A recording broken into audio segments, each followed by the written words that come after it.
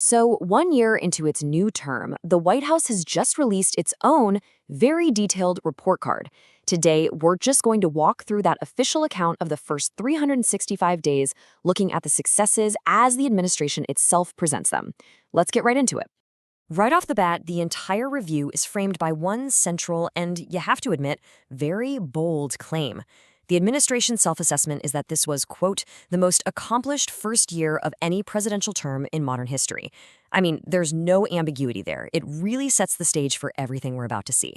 And the foundation for all these claims? It comes from a document they've titled 365 Wins in 365 Days. It's this exhaustive list that claims, you guessed it, one success for every single day of the first year. We'll be pulling some of the key points directly from that document. Okay, so the report breaks its wins down into a few key themes. First up, and this one is a biggie, is redrawing the borders. This is all about their approach to immigration and security. The first headline number they throw out is huge, 2.6 million. According to the White House, that's the number of individuals removed from the country in just the first year. This is a mix of deportations and what the report is calling voluntary self-departures. This chart really visualizes a core policy shift they're claiming. The administration says that by ending the policy known as catch and release, it achieved a 99.9% drop in the number of individuals released into the country. To put that in perspective, that's basically a near total stop compared to the previous administration. So you might be asking, how exactly were these numbers achieved? Well, the documents point to a whole series of executive actions taken almost immediately. We're talking about reinstating the Remain in Mexico policy, getting construction on the border wall going again, and even an executive order reportedly on day one to end birthright citizenship. Now, the administration draws a direct line from its border policies to public safety here at home. In fact, the documents credit this agenda with delivering what they call the largest single-year drop in homicides ever recorded in the U.S. All right, now for the second major pillar of their report card, the prosperity agenda. This whole section is focused on the economy, on taxes, and on housing. The economic narrative here is framed as a really dramatic turnaround. They use this language taken from a summary of the president's Davos speech, contrasting what they call the Biden-era nightmare of stagflation with the results of their America First policies, which they claim produced high growth with almost zero inflation. One specific policy they highlight is a ban aimed right at the housing market.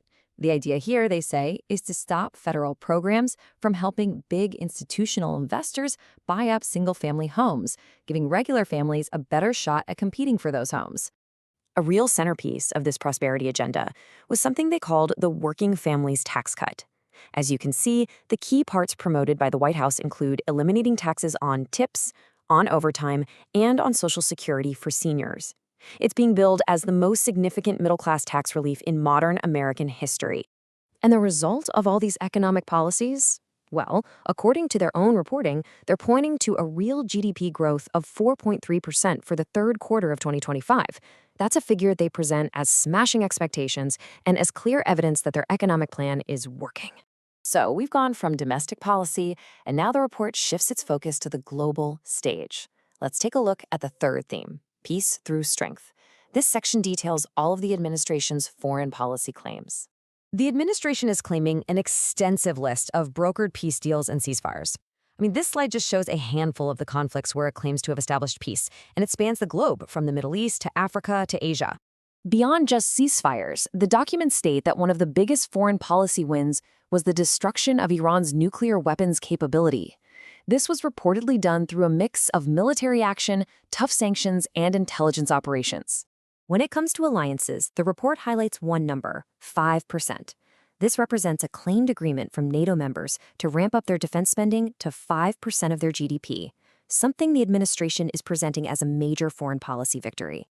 All right, let's dive into the final pillar of this first-year review, reforming the government. This section is all about changes to the federal bureaucracy and actions on cultural issues. A major, and I mean major, structural change they're citing is the official start of the process to completely close the Department of Education. The stated goal here is to return all education policy back to the states. Yet alongside that, the administration lists a whole sweep of executive actions aimed at what it calls cultural and bureaucratic reform. This includes things like eliminating DEI offices, ending federal funding for certain gender procedures for minors, and a return to what it calls merit-based hiring across the government. And on the topic of deregulation, the claims are all captured in this one pretty startling ratio, 129 to 1. According to their 365 wins document, for every one new federal regulation created, the administration claims it got rid of 129 others. So, when you step back and look at the whole picture, the administration's own account of its first year is one of rapid, decisive, and really sweeping action across almost every sector imaginable. The story they're telling is one of total transformation, which kind of leaves us with a final question to think about. What does this particular definition of success actually mean for the nation's future?